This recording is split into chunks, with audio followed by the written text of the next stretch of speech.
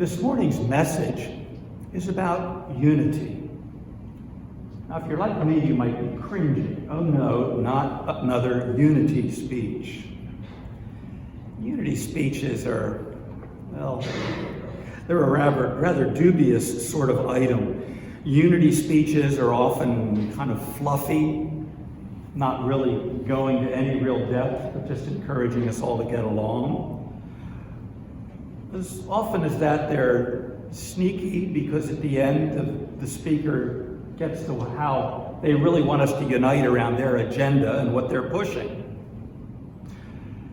We could really use a good unity speech. Unity is something much in need in the church and in our nation. And we find here in Paul, in his Corinthian letter, a genuine lesson in unity. Precious and real and practical. I ask you to bear with me a little bit here. This is a wonderful lesson in unity, and one I haven't preached as much as I should have over the years.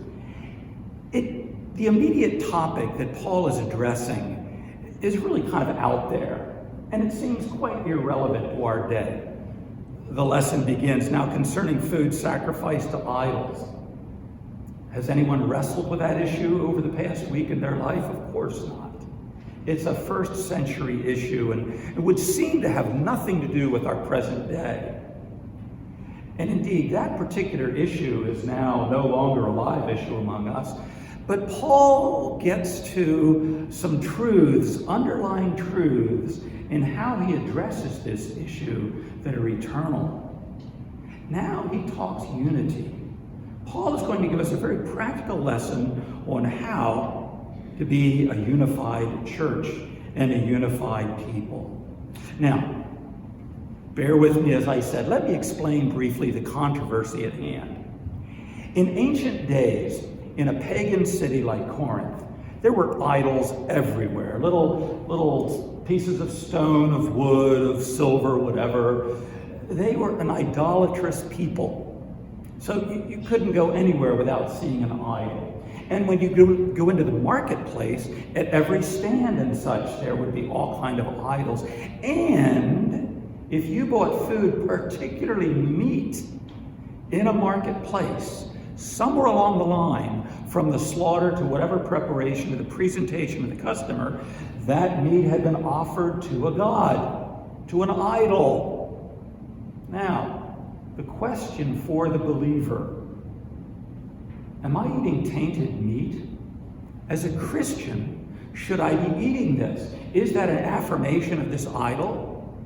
Expand that a little bit. They didn't have restaurants like we have these days. People would often gather in pagan temples. That's where the space was and all, and then meals would be prepared there. And okay, the meat was sacrificed to that pagan idol. Should I be eating that meat? Should I be participating in that feast as a Christian? And this was causing real division in the church. There were some that said, no, that's fine, eat it. Say your thanks, eat it and enjoy it. And others said, oh, no, that's participating in and advancing idolatry. A real division in the church. It's not an issue which might grab us right now, but a little bit of imagination, I think we can understand why this meant something to those people. This was a genuine argument. Now, what's Paul going to do? How's he going to get out of this one here? How's he going to keep this church together? And Paul, early on, he establishes who's right and who's wrong in this debate. He tells us right out, there's a right side and a wrong side on this one, folks. And people in the know, people who have knowledge, know this. There from verse 4 and 6, he says, hence as to the eating of food offered to idols, we know that no idol in the world really exists, and there's no God but one. And he goes on to say, idols, they're just blocks of wood, silver, whatever. Pay no mind. Eat the food. Ain't gonna hurt you. Don't worry about it. And Christians that have this knowledge and proper understanding know this. Now, he does go on just a little bit to explain of the abstainers. He says, now there are those that abstain from eating meat, and they have, he calls them weak consciences. And he calls these people the weak. And he said their consciences are just so burdened from all their years in paganism and idolatry that they just can't bring themselves to eat this meat. Now, it would seem here that that's the end of the discussion. Paul has established the truth. Don't worry about meat sacrifice of idols. Now, from here, what we need to do is make those other people understand. Or at least that's what our natural thinking would do. Paul, from the very beginning, says, there's really a right side and wrong side on this. But I've hardly begun, really, the topic. And that's not the end of the discussion. The very beginning verses here in this passage are rather cryptic. But as we start to understand the debate, then they start to make a little sense. I'll go back to them. Now, concerning food sacrificed to idols, we know that all of us possess knowledge. Knowledge puffs up, but love builds up. Anyone who claims to know something does not yet have the necessary knowledge, but anyone who loves God is known by him. I know that still sounds a little mysterious, but what's he getting at here? He's saying, there's a greater concern than being right. And it's not enough to be right. And people that know they're right become puffed up. We don't want to be puffed up. We want to build up. We want to do the loving thing. People of Corinth, people of the Church of Jesus Christ, it's important that we know the right and the truth and that we have knowledge. But far more important than that, it's important that we love. I think just for a moment here of gossip. Sometimes if somebody's really getting gossipy, they might get called on it. Maybe you've been called or whatever on telling a story about someone. And what's the defense we always give when the accusation is gossip? We say, but it's true. It doesn't need to be false to be gossip. Most gossip's true. The question isn't whether it's true. Is there really any benefit from passing on this story and delighting and celebrating in it? Paul says there are greater things here than just truth. What would love do? Paul goes on to encourage the Corinthians to consider the opponent's perspective. We've all heard the saying, never judge a person until you've walked a mile in their shoes. That's a wonderful truth. It's not from the Bible, but it's very biblical. We need to understand what other people are thinking and why they think the way they do. Now, we've all heard this said many times, and my great lament is that 99% of the time that I hear it said, don't judge a person until you've walked a mile in their shoes, it's someone who's defending themselves and accusing you of not trying to understand them. But how many times have we really paused and tried to understand the viewpoint of another? We don't do it very often. We don't always do it very well. Consider idolaters, former idolaters. What have they lived through? Well, falsehood and foolishness. We know in these pagan temples of idolatry, there was temple prostitution and other sexual acts were very commonly practiced. There was all sorts of awful stuff going on. And these were some traumatized people. And I think Paul figured, look, there are idols everywhere in the ancient world. And we can't become apoplectic every time we see one. Just deal with it. Realize they're nothing and move on. Yet at the same time, Paul made the point, these are traumatized people. And to say they're weak or their consciences are weak, it's not to insult them. It does sound a bit insulting, but they're weak and that they've been beaten up and they've been beaten down. A little sympathy, please. I should say, too, that the whole issue of idols is not quite as open and shut as Paul's teaching here makes it sound. As I said, I think he was making the point, we can't let every sight of an idol, as common as they are, throw us into a tizzy. But at the same time, idolatry was still something to be dealt with. Later, we get to 1 Corinthians 10, 2 chapters later, he's warning them against idolatry. John ends his first epistle. My beloved children, stay away from idols. I think he wants us to know with confidence that idols do not have power over us, but he does not either want us to be glib or prideful. Paul's speaking here of what we might consider an issue of conscience. We've heard that topic before. Something is a matter of conscience. There are all sorts of Christians, all sorts of issues that Christians legitimately disagree upon. How much commerce, if any, should we make or should we engage in on a Sabbath?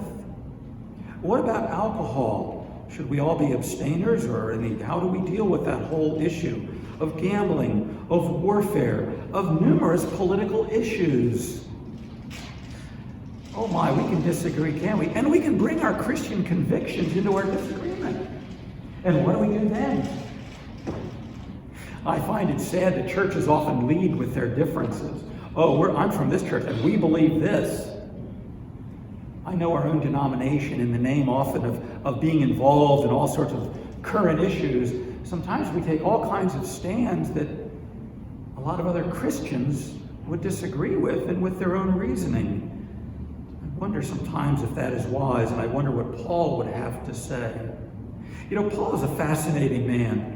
Popular thought has not been kind on Paul. We often look at him as one who's dogmatic, and he had his beliefs, and he was going to let you know. We tend to look at him as a very hard-nosed and dogmatic person. Now, let me be clear. When the issue was essential to Christian faith, Paul would dig in his heels. We get to the end of the Corinthian letter, and Paul says, you know, there's some out there that are questioning the resurrection. Did Jesus really die? Was Jesus really buried? Did he really rise from the grave bodily? And did he ascend, and will he return again? And Paul says, there are those that doubt that, and I need to set the record straight. There are essential matters of faith. I don't mean to say for 1 second that all is negotiable and we all have our opinions. No, there is orthodoxy.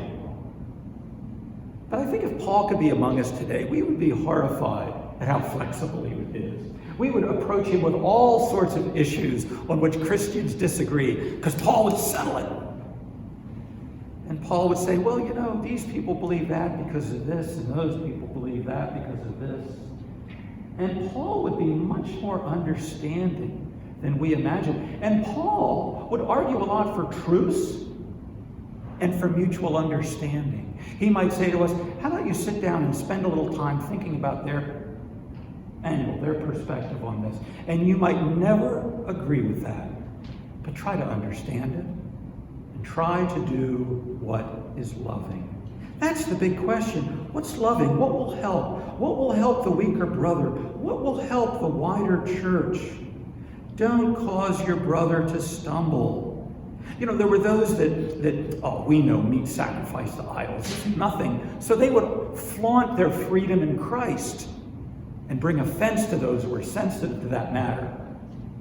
Paul was deeply offended by this. And they would have said to Paul, but Paul, you said we're right. There's no harm in this. There's no harm to you, Paul would say. And you know an idol has no power over you. But look what you're doing to your brother. Look what you're doing to your sister. Paul would say, what would love do? We need that perspective in the church. We need to be able to look across the aisle on whatever the debate might be. What do those people think, and why do they think it? Can I at least appreciate their perspective? And then, can I love that person despite our disagreement? This is what Paul is talking about. And this, people, is real unity. This is how we come together as a church. Oh no, every little issue, every little bee in your bonnet is not going to be resolved the way you might like it. But this is the path to unity. It's a difficult road. Paul concludes, he says, therefore, if food is a cause of their falling, I will never eat meat, so that I may not cause one of them to fall. Paul says, you know, the important thing is that we protect our brothers and sisters in faith. Sometimes we like to come in and educate someone to let them know what the real truth is about something. And sometimes we're just trying to assert our own smartness, not realizing the harm we might do to somebody else. Paul says no. Lead with love. Some could say, so Paul became a vegetarian? I don't think he did.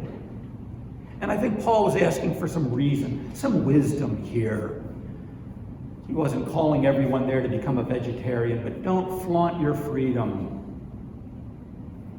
Be wise in what you do. A difficult road, perhaps. Paul says, it's good to have knowledge and it's good to be smart. It's interesting as we live in a day where we become a more and more technical society, and school becomes more and more a central part of our lives and our communities. And to be smart, that's important. You want to get a good argument going, talk about IQ and how we measure intelligence, and everyone will jump in on that one. And always making the argument in the end that their kid is the smartest or whatever. We get all worked up about these kind of things. And smart means so much to us. Paul said, well, smart's good, but there are a lot of better things in this world than smart. A lot of better things. And particularly, love. There's no shortage of smart people. I occasionally go back to a TV show I loved in my youth, Leave It to Beaver.